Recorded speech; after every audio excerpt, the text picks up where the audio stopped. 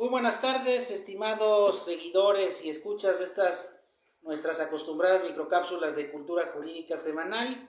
El día de hoy nuestra cápsula ya la número 151 cápsulas, la segunda del 2023, cuyo único fin es el de incrementar la cultura jurídica de la sociedad a través de este espacio que hemos tratado de que crezca más, de que haya más compañeros, estudiantes de derecho y público en general, y que nos sigan en estas cápsulas de interés jurídico, político y desde luego social, abarcando temas que nos interesan a todos. Y bueno, el día de hoy tenemos tres noticias, tres actividades. La primera es el tema de que finalmente, después de un análisis que se hizo del tema del plagio de la tesis de la ministra Yasmín Esquivel Moza, actual ministra de la Suprema Corte, pues se llega a la conclusión de que su tesis es un plagio, es prácticamente el mismo trabajo de investigación que presentó un estudiante un año antes de que ella la presentara. Y aquí, pues desde luego, hay diversas aristas, ya que se llegó a esta conclusión por parte de la UNAM, incluso hasta ya hubo un pronunciamiento del actual rector de la UNAM en relación con ello, el maestro Enrique Graue, en donde pues es una copia sustancial de otra tesis que se realizó en 1986 de un alumno también de la Facultad de Derecho, me parece que es Edgar Ulises.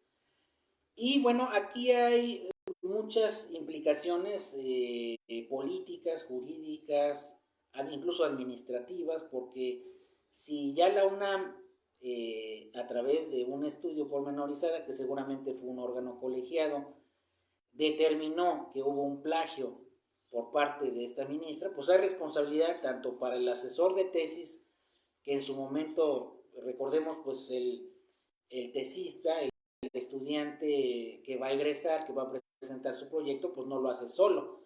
Debe haber un asesor metodológico y un asesor de contenido. Generalmente son dos asesores quienes revisan ese trabajo de investigación y se hacen trámites internos, se hace un trámite interno precisamente para ver que ese tema o ese trabajo no se empate con otro trabajo de investigación de otro alumno y que se evite, pueda existir este tipo de una violación a los derechos de autor, que comúnmente denominamos plagio, pero que es utilizar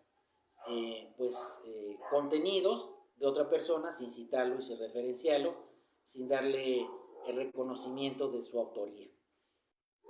Y desde luego que en primer lugar, pues esto es grave, ¿no? Esto no se puede justificar, por más que sea esta ministra afín a la 4T o al presidente, pues se debe de señalar, incluso si hubiera sido otro ministro y a lo mejor con otra afiliación partidista, pues también era dable exhibirlo, ¿no?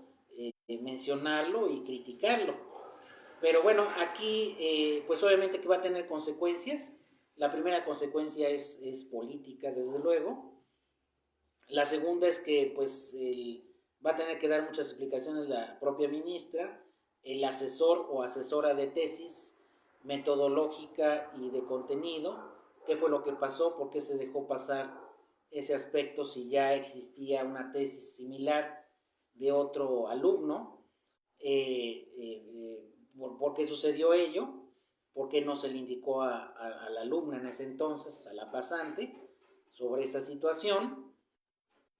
Y la segunda es que va a haber consecuencias, incluso en la declaración de Enrique Graue, el rector de la UNAM, decía que la UNAM no tenía facultades ni atribuciones para dejar sin efecto el título que expidió la UNAM. Recordemos que la UNAM, al ser autónoma, expide sus propios títulos en todas las licenciaturas, maestrías y doctorados.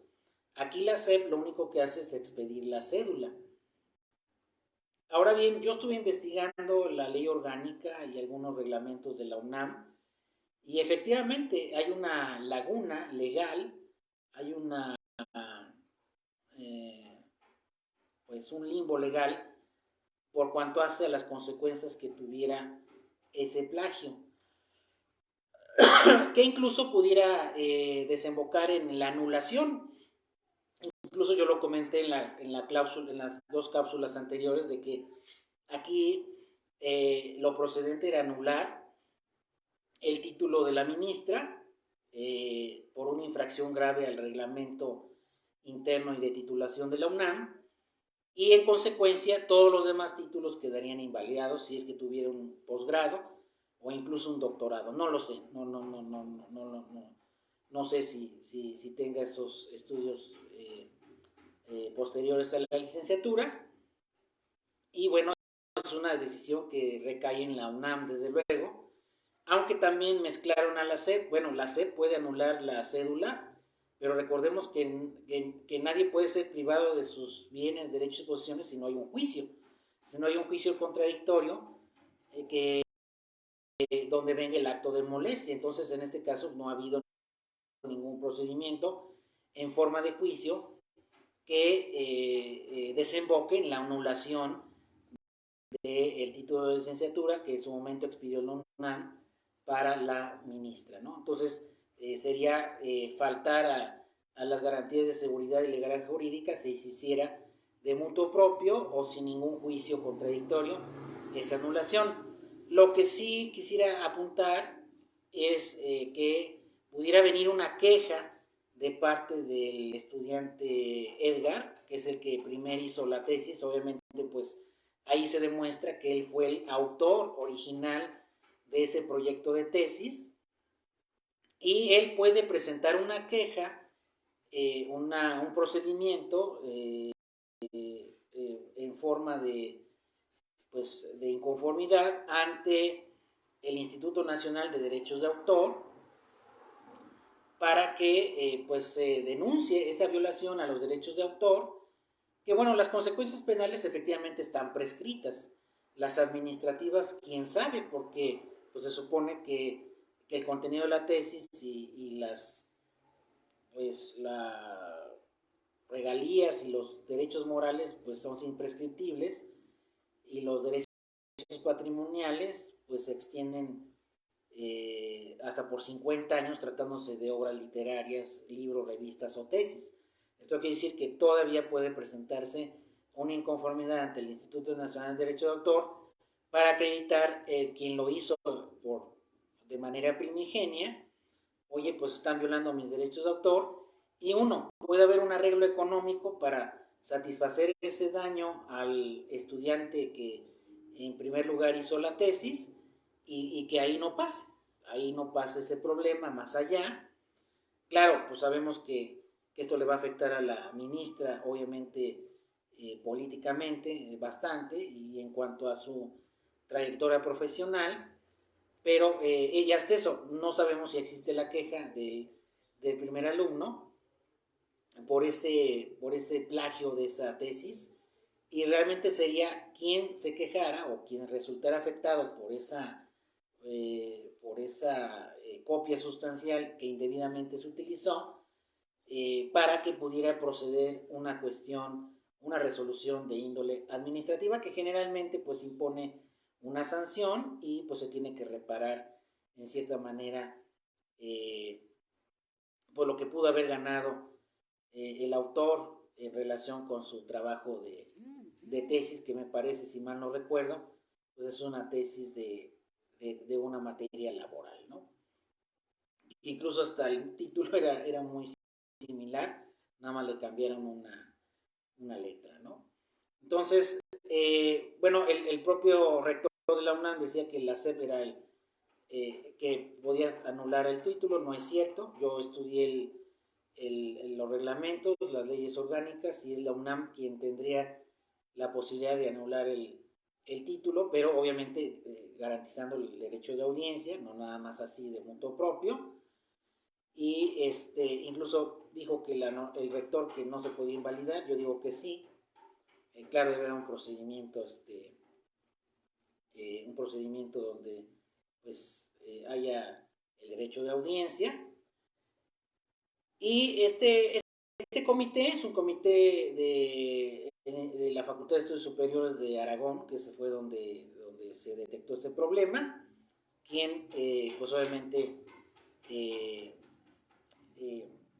se determinó que sí existió plagio, ¿no? Y obviamente esto es severamente grave, sobre todo para una ministra que quién sabe bajo qué condiciones llegó hasta ese cargo, ¿no? Ahí es donde nos damos cuenta de que, pues desafortunadamente, jueces, ministerios públicos y otros miembros del sistema judicial, pues estarán llegando a su cargo en condiciones no muy poco claras, ni transparentes, ni abiertas a la sociedad, ¿no?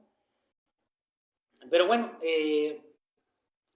yo pienso que pudiera haber un arreglo entre el autor de la tesis y que no pase a mayores, ni desde luego que se le vaya a anular el título a la ministra, no sé, eso lo veremos un poco más adelante, pero bueno, ya finalmente se determinó que esa copia pues efectivamente eh, fue plagiada, ¿no? Y esto obviamente también va a haber responsabilidad de la pues de la asesora o los asesores que tuvo, porque pues también tiene que dar una explicación de por qué se aprobó en su momento esas tesis, ¿no?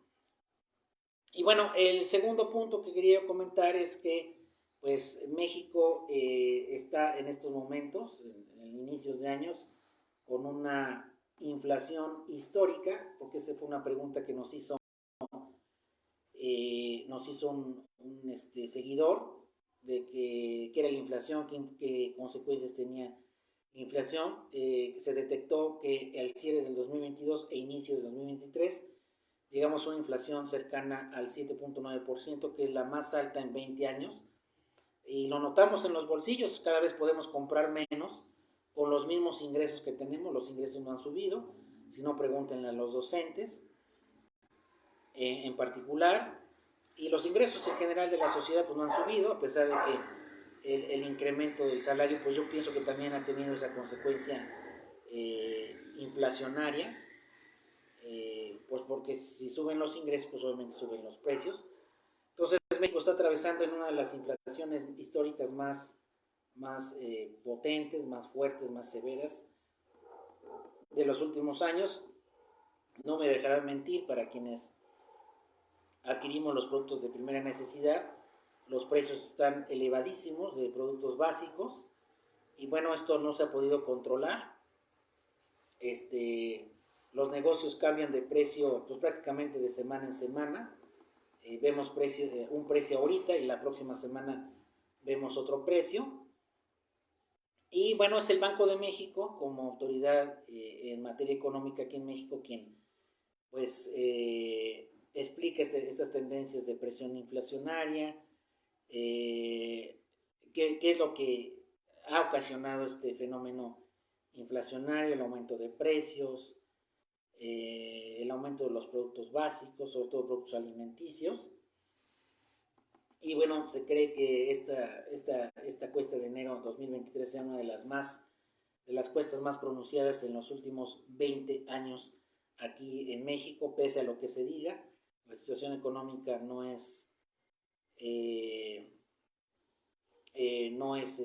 puede ocultar, se tiene que reconocer el problema. Y bueno, también tenemos que por la guerra que se inició el año pasado entre Rusia y Ucrania, pues ha aumentado también el precio de los productos que se han importado de aquellos lugares, y eso incide en el aumento de productos de carácter alimenticio, ¿no? Eso también es pues, una consecuencia de la desatención por parte de los organismos internacionales de esos fenómenos bélicos, ¿no? Que pues no se ha podido resolver y bueno, pareciera que quedarán en el olvido. Pues también estamos sufriendo las consecuencias y los estragos de la pandemia, ¿no? De todo ese problema que hubo del cierre perdón, de empresas, que pues también ocasionó muchos problemas.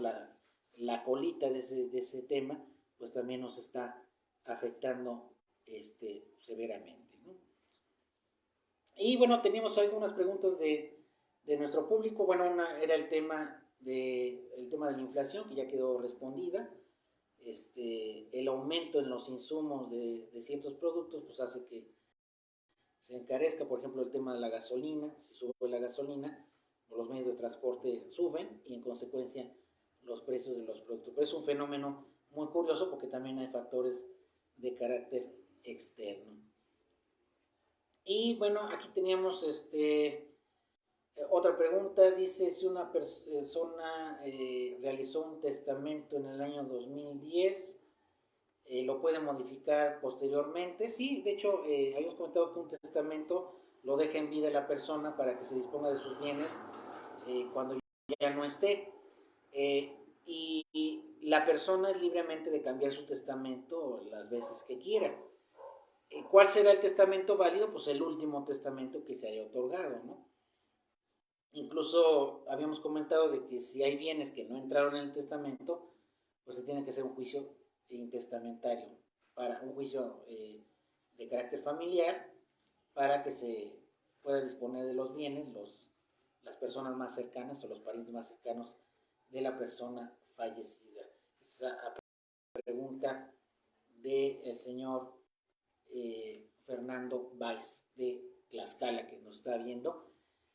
Bueno, serán las dos preguntas en el tema de la inflación, en el tema de las sucesiones. Y bueno, pues no me resta más que agradecerles su escucha, su participación en esta cápsula ya la número 151, ya del 2023. Y bueno, esperando compartan las mismas y se puedan conectar a nuestros canales en YouTube, Cultura Jurídica Televisión, en Instagram, Cultura Jurídica Televisión. Tenemos nuestro grupo en Facebook que se llama Cultura Jurídica Televisión y ahí subimos todas las cápsulas y conferencias y pláticas de interés en el tema jurídico para que ustedes las puedan visualizar. Pues que estén muy bien, que tengan un excelente fin de semana y bueno, pues agradeciéndole a Jesús Velázquez, gracias Milvi que nos acompaña y Mildred Bams también, muchas gracias porque nos acompañó y bueno, a todos los que nos vean en la grabación de esta cápsula. Muchas gracias y que estén muy bien.